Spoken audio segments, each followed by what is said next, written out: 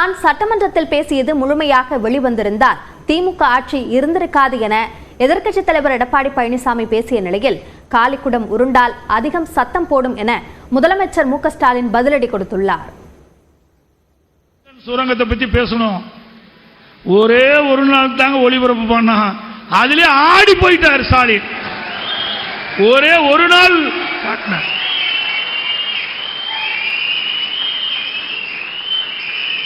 4 முறை சட்டமன்றம் நடந்தது.